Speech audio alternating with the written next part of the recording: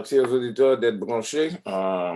Prenez vos plumes, vos cahiers et prenez les notes parce que la façon qu'on explique la Bible, tu n'as jamais entendu ça.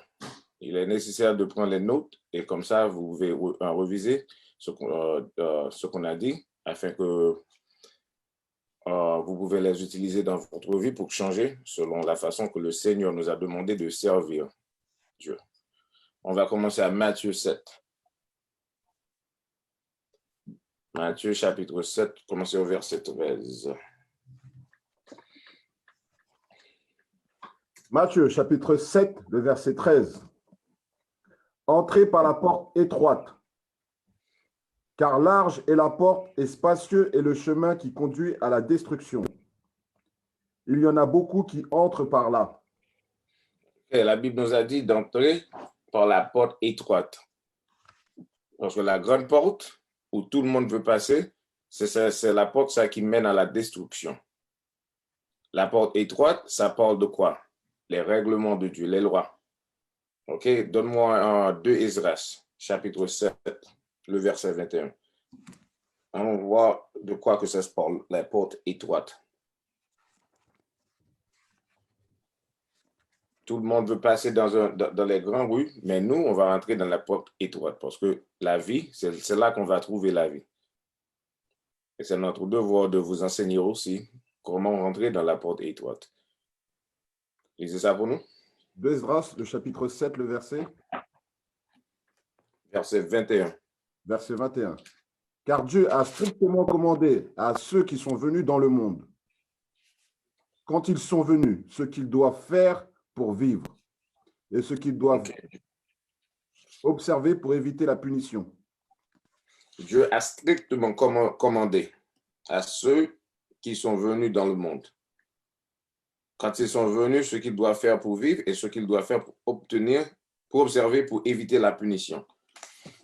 Qu'est-ce que Dieu nous a donné de faire? D'aller à Proverbe 7, le verset 1er. Observez mes commandements et tu vivras.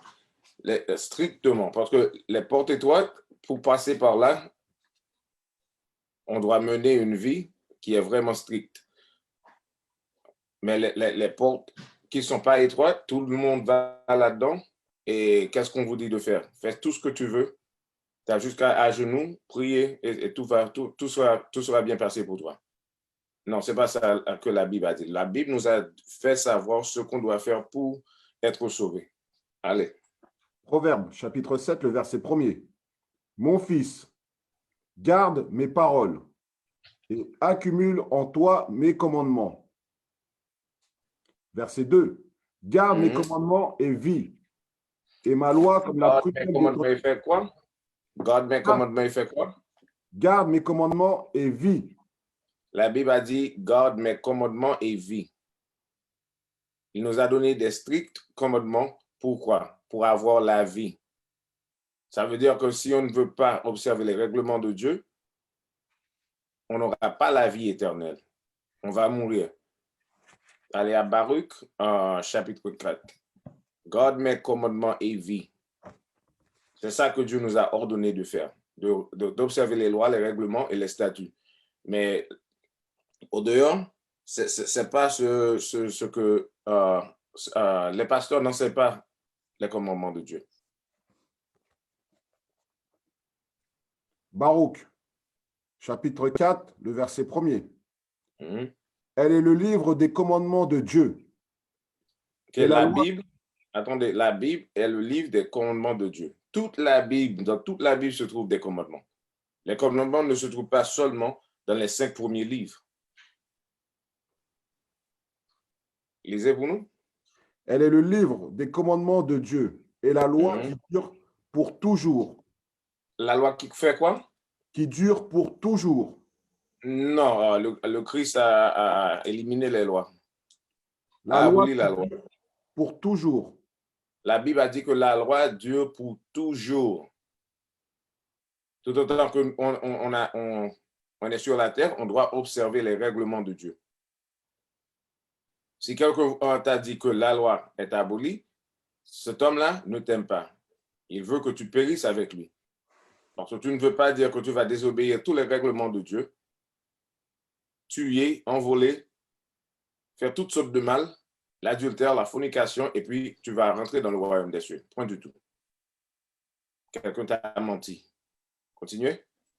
Tous ceux qui la maintiendront vivront. Tous ceux qui la maintiendront vivront. Allez. Et ceux qui l'abandonneront mourront. C'est bien clair ça. Observer la loi et tu en auras la vie. Désobéir la loi, tu serais mis à mort. La Bible est claire. Le problème qui se pose, c'est que les gens qui vont à l'église ont beaucoup plus de confiance dans les pasteurs que ce qui est écrit dans la Bible.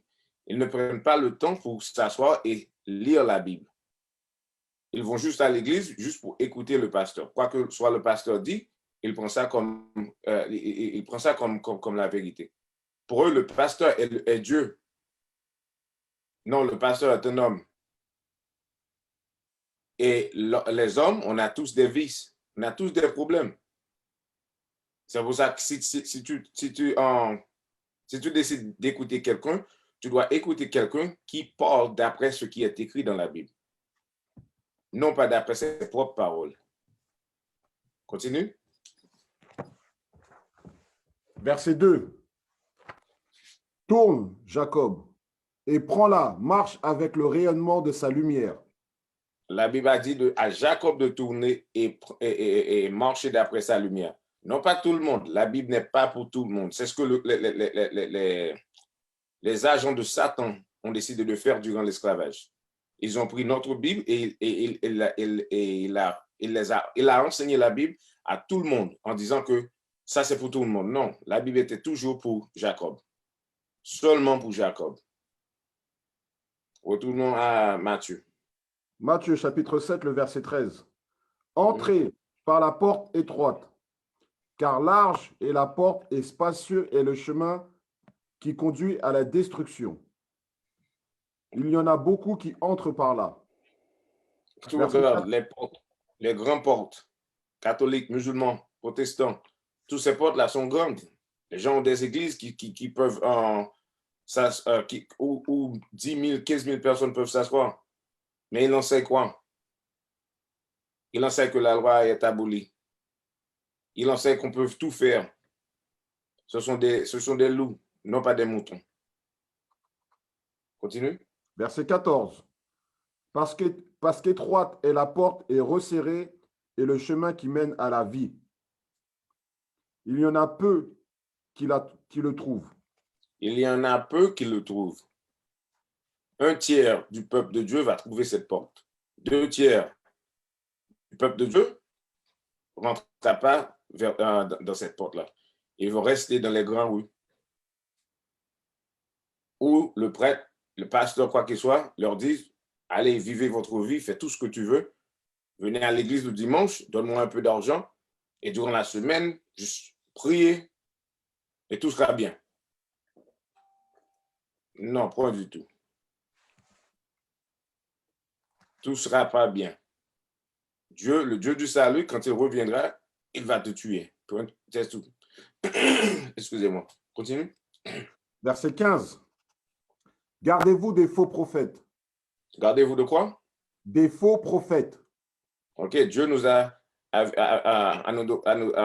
donné un avertissement. Il y en aura des faux prophètes sur la terre. Pour y savoir qui sont les vrais prophètes et qui sont les faux prophètes, toi-même, tu dois faire quoi? Étudier la Bible. Savoir qu'est-ce que Dieu demande de toi. Donne-moi ça dans Deutéronome 12, verset 15, je crois. Qu'est-ce que Dieu demande de nous? Non, 10, verset 12, désolé. Deutéronome 10, verset 12. On va voir ce que Dieu demande à nous de faire. Deutéronome chapitre 10, le verset 12. Et maintenant, ô Israël, qu'est-ce que le Seigneur ton Dieu exige de toi? Qu'est-ce que le Seigneur ton Dieu exige de toi? Toi, Israël, qu'est-ce que Dieu veut que tu fasses? Allez. Sinon que tu craignes le Seigneur, ton Dieu. Avoir la crainte du Seigneur. Si tu as la crainte du Seigneur, tu ne vas pas désobéir ce que le Seigneur t'a dit de faire. Si tu as la crainte du Seigneur, tu vas agir d'une autre façon. Allez. Que tu marches dans tous ses chemins, que tu l'aimes et que tu le serves et que tu serves le Seigneur ton Dieu de tout ton cœur, de toute ton âme. OK. Maintenant, il y a des gens qui s'assisent dans leur maison maintenant qui disent « Oui, j'aime le Seigneur. » OK, allons-y. En Jean, le chapitre 5, verset 3. On va voir vraiment si vous avez l'amour de Dieu dans ton cœur. Si tu aimes le Seigneur, d'après ce que la Bible a dit. Parce que tout ce qui est écrit dans la Bible explique. Tu vois le mot amour et tu penses avec des chocolats, des bonbons, des bouquets de fleurs, petites accolades, des petits bisous. C'est ce que tu penses que c'est l'amour, ça? Donner quelqu'un un peu d'argent. Oui, j'ai l'amour de Dieu de mon cœur, j'ai fait du bien. Non, allez voir. 1 Jean, chapitre 5, le verset 3. Mhm. Car ceci est l'amour de Dieu. Ceci est l'amour de Dieu. On va voir qu'est-ce que c'est que ça, l'amour de Dieu. Allez. Que nous gardions ses commandements. Que nous faisons quoi? Que nous gardions ses commandements. Que nous gardions ses commandements. Quand vous dites que vous aimez le Seigneur, mais tu n'appliques aucun de ses commandements, tu as la haine dans ton cœur pour le Seigneur. Et du fait que tu t'en occupes pas de ses commandements,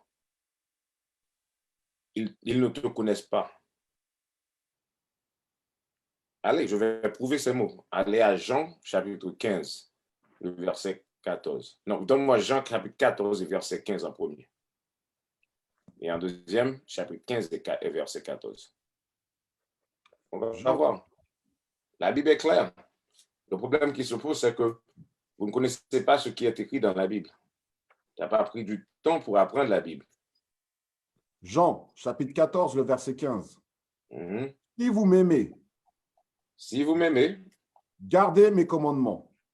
faites quoi? Gardez mes commandements. Non, les commandements sont abolis. Où ça tu lis dans la Bible? Jean, chapitre 14, verset 15. Si Et ça vous se trouve dans le m'aimez, Nouveau Testament? Où se trouve Jean? Dans le Nouveau Testament? oui, capitaine. Dans le Nouveau Testament. Parce que la plupart de vous disiez non, la loi, les lois se trouvent dans l'Ancien Testament, on ne s'en occupe pas de ça. Le Christ est venu dans le Nouveau Testament et il a aboli toutes les lois. OK, si les lois ont été abolies, pourquoi dans le Nouveau Testament, ça dit quoi? Lisez pour nous. Si vous m'aimez, gardez mes commandements. D'avoir l'amour de Dieu dans ton cœur, c'est d'observer les règlements et les commandements de Dieu. C'est tout. Donne-moi Jean 15, verset 14 maintenant. Jean, chapitre 15, le verset 14. Vous êtes mes amis si vous faites tout ce que je vous commande. Oh. Vous êtes mes amis si vous faites quoi? Tout ce que je vous ordonne. Dieu nous a ordonné de faire. Donne-moi Deutéronome 22, verset 5. On va lire l'un des règlements que Dieu a établi pour les femmes. Allons voir si les femmes dans l'Église ont l'amour de Dieu dans leur cœur. Deutéronome 22, verset 5. La femme ne portera pas ce qui appartient à un homme. La femme n'apportera pas ce qui appartient à un homme. Et un homme... Attendez, qu'est-ce qui appartient à un homme que la femme ne peut pas mettre sur elle? Les pantalons. Parce que les pantalons, les femmes ont commencé de mettre les pantalons dans les années 60. Qui leur a donné l'autorité? Le diable, la bête, l'homme rouge qui se fait passer comme un ange blanc sur la terre. Mais auparavant, toutes les femmes mettaient quoi? Des jupons ou des robes. Continuez à lire. La femme ne portera pas ce qui appartient à un homme. Et un homme ne se revêtira pas d'un vêtement de femme. Ok, un homme ne doit pas mettre les vêtements qui appartiennent aux femmes. Mais aujourd'hui, qu'est-ce qu'on voit? On voit des hommes qui habillent comme des femmes et des femmes qui habillent comme des hommes. Et ils disent non. Les femmes disent non, non, non, ça c'est pas un pantalon d'homme, c'est un pantalon de femme. Non. Ma grand-mère n'avait pas l'habitude de porter les pantalons. C'est une chose nouvelle sur la terre. Et qui t'a donné cette permission? Le diable, l'homme rouge, qui s'oppose de tout ce qu'on appelle Dieu. Donne-moi l'écriture. C'est Timothée qui dit comment les femmes doivent s'habiller. Timothée, chapitre 2. Verset 9. Timothée, chapitre 2, le verset 9. On va voir comment les femmes doivent s'habiller. Que de la même manière aussi, les femmes se parent de tenues vestimentaires modestes. De vestir, relire ça? Que de la même manière aussi, les femmes se parent de tenues vestimentaires modestes. De tenues vestimentaires modestes. Ça veut dire quoi? Tout, ta poitrine, ton derrière, tout est couvert. Mais quand tu mets les pantalons, tout homme peut voir tout ce que tu as. C'est pas modeste, ça. En tant que femme, quand tu marches dans les rues, tu dois être couvert. Ton corps, ça s'appartient à ton mari, non pas à tout le monde. Mais le diable vous a dit quoi? Oh, t'en fais pas. Allez donc, fais tout ce que tu veux. Retournons à Matthieu pour vous montrer que dans l'Église, il y a des faux prophètes. Parce qu'ils ne parlent pas de ces commandements-là. Le pourquoi? Parce qu'il aime quand tu viens à l'Église, tu portes les pantalons et il puisse regarder ta derrière. La même chose, vous devez porter des tenues qui arrivent qui dépassent les genoux. Quand tu t'assis, personne ne peut voir tes jambes ou quoi. Tu vois bien. Mais le pasteur dit non. Mets des jupes courtes et assis-toi devant. Afin qu'il puisse te regarder. Ça, c'est le contraire de ce que la Bible a dit. Retournons. Matthieu, chapitre 7, le verset 15. Gardez-vous des faux prophètes qui viennent à vous revêtus de peau de mouton. Gardez-vous des faux prophètes qui viennent à vous revêtus de peau de mouton. Ils ressemblent comme s'ils sont des hommes de Dieu. Ils parlent des belles paroles. Ils donnent des belles discours. Mais, continue. Mais qui au-dedans sont des loups voraces. Au-dedans, qu'ils sont des loups voraces. Parce que ces gens-là, ils sont en train de détruire les âmes des enfants de Dieu. Parce que la Bible a dit ça vraiment clair. Pour avoir la vie, on doit obéir les commandements et les règlements de Dieu. Si on ne s'en occupe pas de ces choses-là, Dieu va nous mettre, va nous tuer. C'est tout. Allez, donne-moi Romains 6, verset 23. Romains, chapitre 6, le verset 23. Car le salaire du péché est la mort. Qu'est-ce que le salaire du péché, c'est quoi? Car le salaire du péché est la mort. Le salaire du péché, c'est la mort. Retournez à Proverbe 7, verset 2. Le salaire du péché, c'est la mort. Si le salaire du péché, c'est la mort, qu'est-ce qu'on doit faire pour avoir la vie? Proverbe, chapitre 7, le verset 2. Garde mes commandements et vis. Vous voyez bien? Garde les commandements de Dieu et vis. Maintenant, on doit savoir qu'est-ce que c'est que ça, le péché. Allons voir qu'est-ce que c'est que ça le péché. 1 Jean chapitre 3, le verset 5. Non, 2 verset 3. 1 Jean chapitre 3, le verset 4. Quiconque commet le péché transgresse aussi la loi. Quiconque commet le péché transgresse aussi la loi. La loi se trouve, attendez, le mot loi se trouve dans le Nouveau Testament aussi. Parce qu'il y a des gens qui disent non, les commandements et les lois sont des choses différentes. Non, c'est la même chose. Si vous voulez avoir la vie, gardez les commandements de Dieu. Sans les commandements de Dieu, tu vas payer le salaire de ton péché, qui est quoi? La mort. Vous voulez ça? Quiconque commet le péché transgresse aussi la loi. Car le péché est la transgression de la loi. Qu'est-ce que c'est que ça, le péché? La transgression de la loi. Le péché, c'est la transgression de la loi. Méditez sur ça et demandez à toi-même, est-ce que je fais partie d'une église où on prêche les règlements et les commandements de Dieu? C'est vraiment simple. Allez à Matthieu 16, le verset 19. C'est vraiment simple. Juste demander à toi-même, quelle a été la dernière fois que le pasteur a prêché et il a parlé sur les commandements de Dieu? Point du tout, jamais. Qu'est-ce que le pasteur fait? Il chante, il court, il fait des choses émotionnelles dans l'église et les gens commencent à pleurer et il fait passer la corbeille 2 ou 3 fois pour ramasser l'argent. Capitaine, c'est Matthieu 19 que tu veux? Matthieu 19, verset 16. J'ai dit 16, 19? Oui, OK, Matthieu 19, verset 16.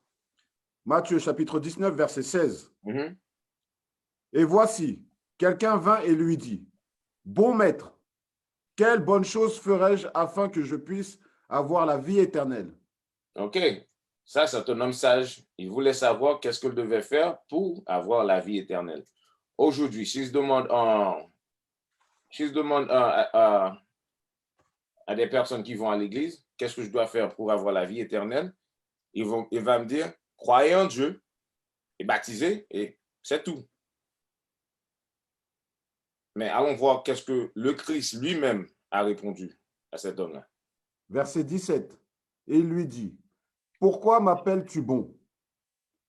Aucun n'est bon, sinon un seul, c'est-à-dire Dieu. Mais si tu veux entrer dans la vie, garde les commandements. Si vous voulez avoir la vie éternelle, garde les commandements. Ça, c'est le Christ qui a dit ça. Mais ton pasteur dit le contraire. Ayant la Bible dans ses mains. Ce sont des loups revêtus en peau de mouton. Tout ce qu'ils veulent, c'est l'argent, l'argent, l'argent, l'argent. Premièrement, la question que tu dois demander à ton pasteur, parce que d'après Exode 20, verset 8, on doit observer le sabbat. Ça veut dire que le vendredi, au soleil couchant, jusqu'au samedi au soleil couchant, c'est le sabbat. Demandez à ton pasteur ou ton prêtre où se trouve le verset dans la Bible qui nous a ordonné de célébrer le dimanche au lieu du samedi. Cet verset se ne trouve pas dans la Bible. Demande ton pasteur ou ton prêtre l'image blanche du Christ. Est-ce que vous pouvez me donner un verset qui peut prouver ça? Et le jour, n'importe quel pasteur ou n'importe quel prêtre peuvent me donner ce verset, si je te donne tout ce que j'ai, tous les biens que j'ai. Je n'ai pas beaucoup, mais je peux y aller dans la banque et prendre 100 ou 200 $, je te le donnerai.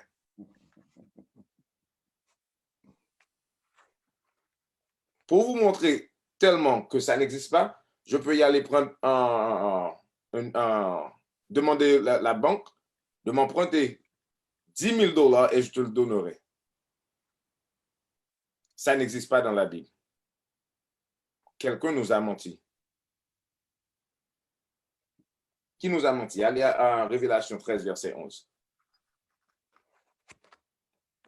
Révélation ou Apocalypse, Chapitre 13, verset 11. chapitre 13, le verset 11. Mhm. Et j'ai regardé une autre bête sortant de la terre. Et elle avait 2 cornes, comme celles d'un agneau. Et elle parlait comme un dragon. Vous voyez bien, cette bête-là, il se présente comme un agneau, mais vraiment, c'est le dragon.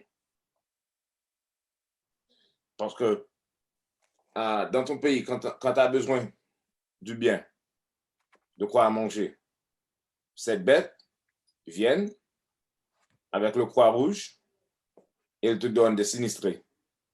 Pas vrai? Mais en même temps, tu es pauvre à cause de cette bête.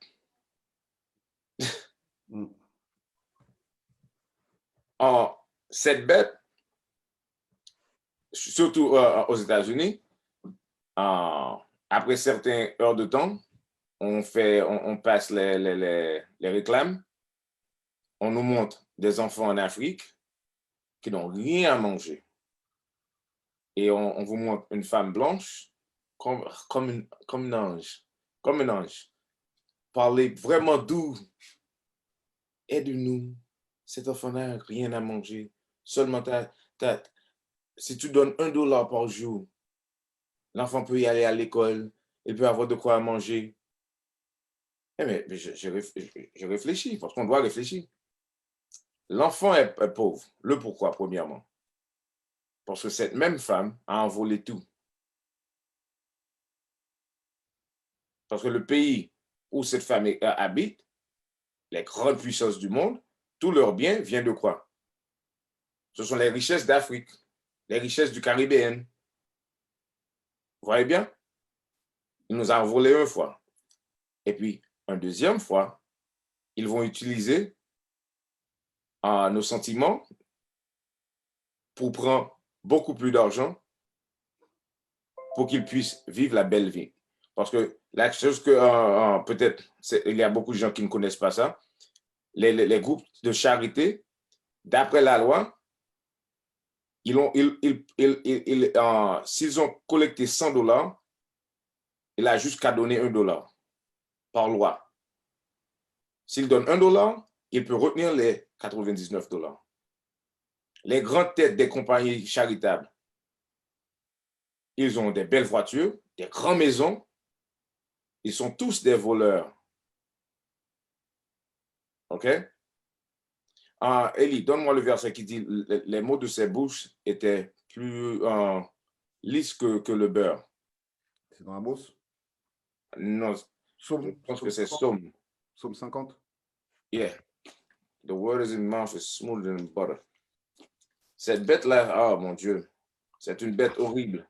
On reconnaît un loup par rapport à ses fruits, par rapport à ce qu'il dégage, par rapport à ce qu'il vous enseigne. S'il ne vient pas en vous enseignant la Bible correctement comme c'est écrit, s'il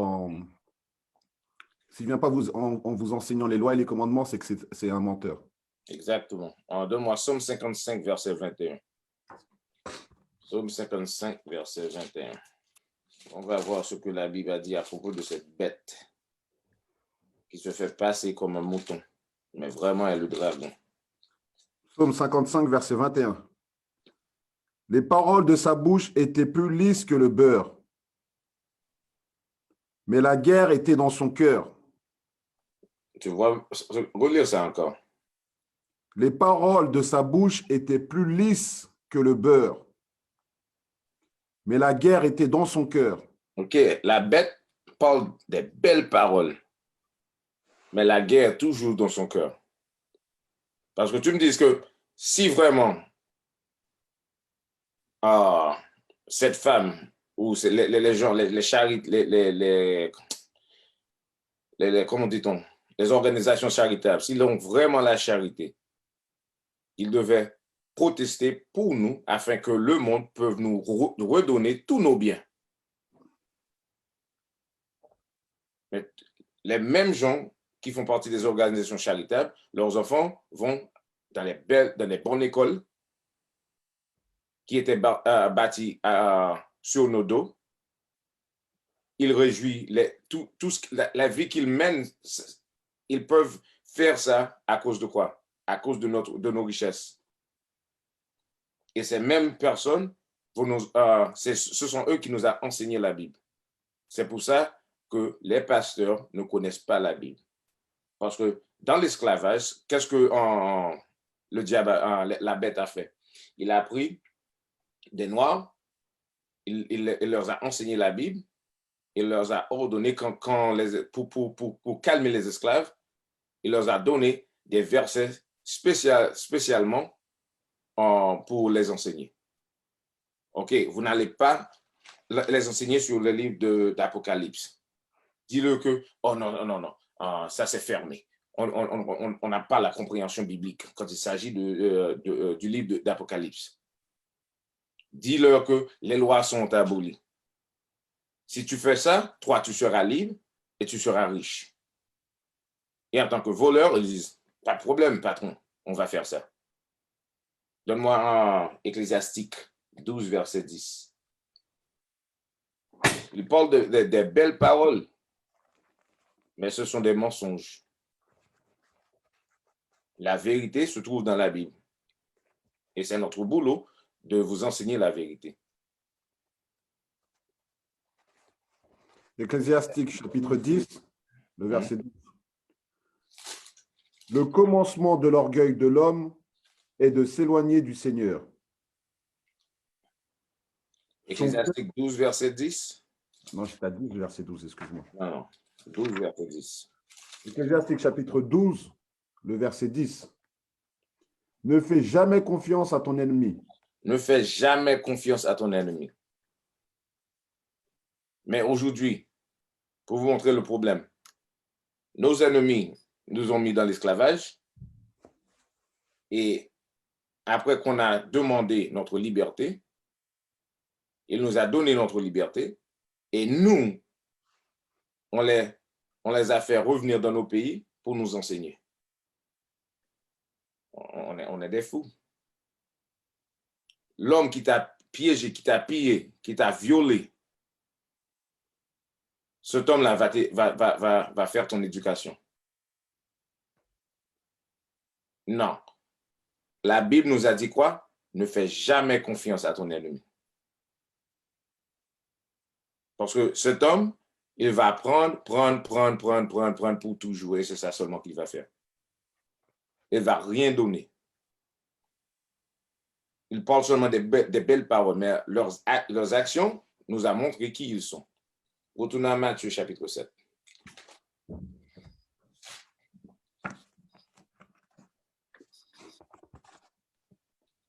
Matthieu chapitre 7. Matthieu chapitre 7, le verset 16. Vous les reconnaîtrez à leurs fruits. Vous les reconnaîtrez à leurs fruits. Allez. Les hommes cueillent-ils des raisins sur des épines ou des figues sur des charbons? Pour reconnaître un arbre, c'est par leurs fruits que tu peux reconnaître l'arbre. Tu ne vas pas trouver du pomme sur un pied de mango. Ou des cannes à sucre sur un pied de raisin. Allez. Verset 17. Oui, certainement. Tout bon arbre produit du bon fruit, mais un arbre corrompu produit du mauvais fruit.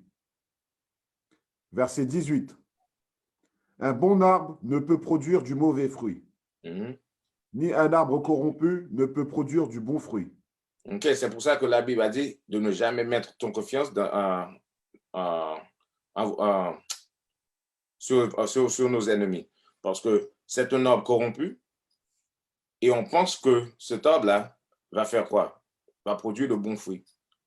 Non, l'arbre est corrompu, il ne peut jamais produire de bons fruits.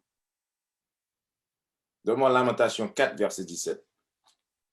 Mais du fait qu'on met notre confiance sur cet arbre-là, sur cet arbre, on est déjà en foutu. Lamentation, chapitre 4, le verset 17. Quant à nous, jusqu'ici nos yeux se sont consumés après un vain secours. Durant notre surveillance, nous avons guetté vers une nation qui ne pouvait nous sauver. On va lire ça encore.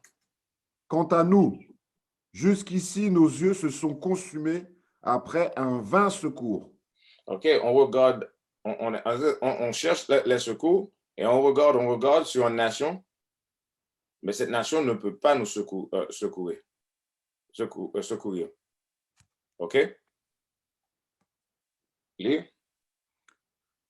Durant notre surveillance, nous avons guetté vers une nation qui ne pouvait nous sauver. Ces nations-là ne peuvent pas nous sauver.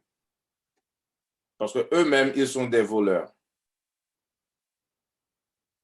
On ne peut pas mettre nos confiances entre les mains des voleurs pour nous enseigner la parole de Dieu, qui nous a demandé de garder les commandements. C'est pour cette raison-là qu'il nous a donné des religions qui disent n'observe pas les règlements de Dieu. Allez à Judith 5, verset 24. On va voir pour quelles raisons ces nations-là nous ont enseigné de ne pas observer les règlements de Dieu. Pour vous montrer, ils sont tous des renards rusés. Judith. Judith, chapitre 5, le verset 20. 22. 22. 20. Judith, chapitre 5, le verset 20. Maintenant donc, mon Seigneur et Maître, s'il y a une erreur involontaire dans ce peuple et qu'ils pêchent contre leur Dieu, et que nous découvrions leur faute, alors nous monterons et vaincrons. OK, prêtez attention bien. Je vais lire avec toi. Quelle page se trouve ça? 432. 432. 432. Laisse-moi. Attendez, donne-moi une seconde. 432. Okay. Judith 5, verset 20. Prêtez attention bien à ceci. Maintenant donc, mon Seigneur et Maître, s'il y a une erreur involontaire dans ce peuple, quel peuple? Le peuple d'Israël, parce que quand tu lis le chapitre, ça nous parle du peuple d'Israël. Le peuple, et qu'ils pêchent contre leur Dieu. Leur Dieu. Leur Dieu. Ça veut dire que le Dieu qu'on est en train de servir, il appartient seulement aux Israélites. Parce que si ce Dieu appartenait à tout le monde, ça disait qu'ils pêchent contre Dieu. Mais la Bible a fait la différence. Ils ont mis leur Dieu. Parce que chaque nation sert d'autres dieux. Les hommes asiatiques servent quoi? Bouddha. Les Arabes, Allah. Vous voyez bien? Les Blancs, le faux image du Christ qu'il nous a enseigné aussi. En Inde, on sert plus que 365 dieux. Nous, on a un seul Dieu, le Dieu d'Israël. Il nous appartient seulement à nous. Continuez à lire. Si on pêche, ils peuvent nous écraser. Allez, verset 21. Verset 21. Mais s'il n'y a pas de transgression dans leur nation, que mon Seigneur les passe, car leur Seigneur les défendra, et leur Dieu les protégera, et nous serons la honte devant le monde entier. OK, et sache que notre pouvoir, c'est de rester sans péché. Ça veut dire d'appliquer les lois et les règlements de Dieu dans notre vie. Si on fait ça, Dieu va être pour nous une grande muraille de défense. Mais si on mène nos vies dans le péché, Dieu ne va pas nous défendre. Et n'importe qui peut nous mettre dans l'esclavage. En sachant ça, qu'est-ce qu'ils ont fait? Ils ont créé des fausses églises, des faux pasteurs. Ils nous ont enseigné de ne pas observer les règlements de Dieu. Ils se font passer comme des moutons, mais vraiment, c'est le dragon.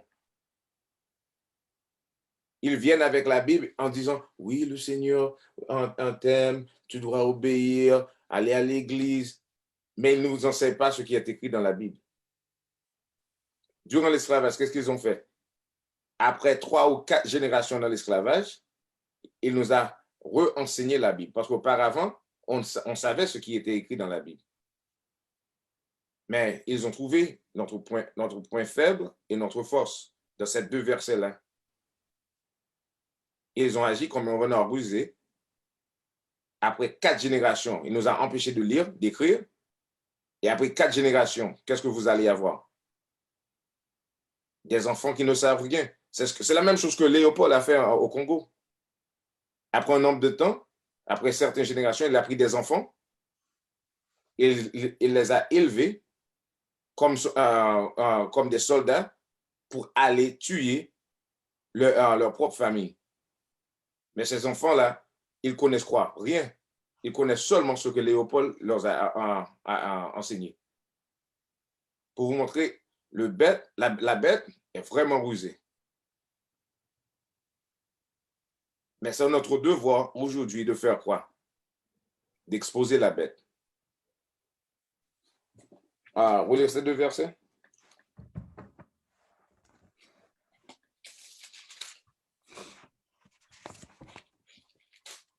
À vrai dire, allez à 2 Thessaloniciens chapitre 2, le verset 4. Verset 3 et 4. Pour vous montrer que ce qu'on est en train de faire aujourd'hui, c'est notre devoir, parce que c'est ça que la Bible nous a demandé de faire. 2 Thessaloniciens, chapitre 2, versets 3 et 4. Qu'aucun homme ne vous trompe en aucune manière, car ce jour-là ne viendra pas, à moins que l'apostasie ne soit arrivée d'abord, et que l'homme de péché soit révélé. L'homme de péché doit être révélé. Il y a un homme principal qui est l'homme de péché. On va voir quel est son caractère. Allez. Le fils de perdition. Le fils de perdition. Verset 4. Qui s'oppose et s'élève au-dessus de tout ce qui est appelé Dieu. Qui s'oppose et qui s'élève au-dessus de tout ce qui est appelé Dieu. Comment cet homme-là oppose le Seigneur? Dieu a dit, les femmes ne doivent pas porter des pantalons. Mais lui, il dit non, vous pouvez faire ça. Dieu a dit, on ne doit pas pratiquer la magie, l'homosexualité. Cet homme vient et dit, oui, tu dois le faire. Et en tant que pays africain, si vous ne voulez pas accepter l'homosexualité, on ne va pas vous aider. Ça, c'est le diable. Il fait le contraire de tout ce qui est écrit dans la Bible. En même temps, il s'est fait passer comme Dieu. Parce que son image, c'est ça qu'on est en train d'adorer tout partout dans le monde. Il y a des contrées que les gens n'ont jamais entendu que le Christ est un homme noir. Il adore l'image blanc. Parce que l'homme blanc s'est fait passer comme un Dieu. Bien que c'est lui qui est l'homme du péché, qui s'oppose de tout ce qui appelle, de tout ce qui est qui s'appelle Dieu. Retournez à Matthieu, chapitre 7. Matthieu, chapitre 7, le verset 19. Tout arbre qui ne produit pas du bon fruit est coupé et jeté au feu. Verset 20. C'est pourquoi vous les reconnaîtrez à leurs fruits. OK. Tout arbre qui ne produit pas de bons fruits va être coupé et rejeté dans le feu. Quand le Seigneur sera de retour, l'homme du péché serait mis dans l'esclavage. Et les 2/3 du nation d'Israël qui a suivi la bête seraient mis à mort. Brûlés dans le feu. Allez. Verset 21. Ce n'est pas quiconque me dit, Seigneur, Seigneur, qui entrera dans le royaume du ciel, mais celui qui fait la volonté de mon Père qui est au ciel. Le Christ a dit, c'est pas tout le monde qui va entrer dans le royaume des cieux. Par le fait que tu dis Seigneur, Seigneur, Seigneur, Seigneur, tu vas à l'église et tu pries, ça ne veut pas dire pour autant que tu es en train de servir le Seigneur. Si tu ne fais pas la volonté de Dieu, tu ne connais pas le Seigneur. Lisez ça dans Psaume 40, verset 8, pour savoir qu'est-ce que c'est que ça, la volonté de Dieu. Psaume 40, verset 8. Je me délectais à faire ta volonté. Ô mon Dieu, oui, ta loi est dans mon cœur. La loi, de pratiquer la loi, de mettre ça dans nos cœurs et vivre selon la loi, c'est ça la volonté de Dieu. Parce que sans la loi, sans l'application de la loi, en avoir la croyance et la foi en Jésus-Christ, on ne va pas rentrer dans le royaume des cieux. Retournons à Matthieu. Matthieu, chapitre 7, le verset 21. Ce n'est pas quiconque me dit, Seigneur, Seigneur, qui entrera dans le royaume du ciel, mais celui qui fait la volonté de mon Père qui est au ciel. Verset 22. Beaucoup me diront en ce jour-là, Seigneur, Seigneur, n'avons-nous pas prophétisé en ton nom? OK, on a fait des croisades. On est passé tout partout sur la terre pour enseigner ta parole. Allez. Et chasser les diables en ton nom, et fait beaucoup d'œuvres merveilleuses en ton nom. Verset 23. Alors je leur déclarerai, je ne vous ai jamais connus. Retirez-vous de moi, vous qui pratiquez l'iniquité. OK, la raison pour laquelle que Dieu va dire à certaines personnes qu'il les a jamais connues, c'est parce qu'ils pratiquent l'iniquité. Ça veut dire qu'ils vivent leur vie dans le péché. Ils ont oublié la loi de Dieu. Si vous ne pratiquez pas la loi, le Seigneur ne te connaît pas. Allez à 1 Jean, chapitre 2. 1 Jean, chapitre 2. 1 Jean, chapitre 2, le verset 3. Et par ceci, nous savons que nous le connaissions. OK. Maintenant, on va vous montrer de quelle façon pouvez-vous connaître que si tu connais le Seigneur. Allez. Et par ceci, nous savons que nous le connaissions, si nous gardons ses commandements. Si nous gardons les commandements de Dieu, ça veut dire qu'on connaît le Seigneur. Et il nous reconnaît aussi. Allez. Verset 4. Celui qui dit, je le connais. N'importe quel pasteur, n'importe quel prêtre, n'importe quel prophète, n'importe quelle personne qui dit, oui, je connais le Seigneur. Continue. Celui qui dit, je le connais, et qui ne garde pas ses commandements, est un menteur. Est un quoi? Est un menteur. Est un menteur. Ton pasteur est un menteur. Il a fait de toi un menteur aussi. Parce que le dimanche, ça ne se trouve pas dans la Bible. L'image du Christ blanche, ça ne se trouve pas dans la Bible. Raser les joues et la tête, ce n'est pas dans la Bible. La Bible a dit un homme doit avoir les barbes. Vous voyez bien? Les règlements de Dieu. On ne peut pas manger quoi qu'on veut manger.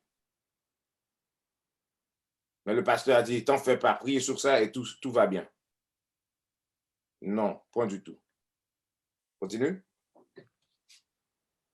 Relire ces deux versets entièrement. 1 Jean, chapitre 2, le verset 3. Et par ceci, nous savons que nous le connaissons, si nous gardons ses commandements. Verset 4. Celui qui dit, je le connais, et qui ne garde pas ses commandements, est un menteur, et la vérité n'est pas en lui. Verset 5. Mais quiconque garde sa parole, en lui, véritablement, l'amour de Dieu est perfectionné. Par ceci, nous savons que nous sommes en lui. Verset 6. Celui qui dit qu'il demeure en lui doit lui-même aussi marcher comme il a marché. OK. Celui qui dit que le Christ est en lui doit marcher comme le Christ a marché. Le Christ, il a observé les règlements de Dieu. Pas vrai? Il a observé les règlements de Dieu. Il avait l'habitude d'aller dans le temple, le sabbat. On doit marcher comme lui-même. Allez à Jean, chapitre 9, le verset 22. Jean, chapitre 9, le verset 22. Mhm. Ses parents dirent ces paroles parce qu'ils craignaient les Juifs. Non. Jean, chapitre 10, verset 22, désolé. Jean, chapitre 10, le verset 22. Et c'était la fête de la dédicace à Jérusalem. C'était l'hiver. Allez. Et Jésus marchait dans le temple, dans le porche de Salomon. OK. Durant la fête de dédicace, Jésus se trouvait, où ça? Dans le temple. Faisant quoi? Il était en train de célébrer les fêtes de dédicace. OK. Si le Christ a observé les fêtes de dédicace, la Bible a dit quoi dans 1 Jean? On doit marcher comme lui-même. Combien de fois dans ta vie tu as célébré les fêtes de dédicace? Tu ne connais même pas qu'est-ce que c'est que ça, les fêtes de dédicace. Le Christ a observé les fêtes de quoi? Les fêtes de Pâques juifs. Tu n'as jamais observé ça. Pour vous montrer, d'après ce que ton pasteur t'a enseigné, tu ne connais pas le Seigneur. Et la Bible a prouvé ça. Maintenant, c'est à toi de t'asseoir, de réfléchir sur ta vie et de communiquer avec toi-même sur ton lit et demander, est-ce que je veux servir le Seigneur? Est-ce que je veux avoir la vie éternelle? Et si ton réponse est oui, ben, tu as juste qu'à suivre ce qu'on est en train de t'enseigner. Et il y va faire vous donner des sites où vous pouvez continuer à apprendre. Et brancher chaque mardi, même heure, pour nous suivre. Et avec ça, on vous dit shalom, que Dieu vous bénisse, et à la semaine prochaine, si Dieu veut. Shalom. We used to scream black power while Heron was pushed. But at the end of the day, nothing's in vain. IUIC has been given a vision. The tents of Judah has risen. Many has attempted the mission, minor murmuring, omitting, and missing the mark. Just reading that he had the flame of fire in his eyes gave us the spark. We on Paul's mission. We out on the road, purple and gold, from Mexico, Cuba, Haiti, Ghana, Sierra Leone. 144,000 boots banging, concrete crackling. These are how men repented at heart. The scriptures is proof. IUIC, we deliver the truth.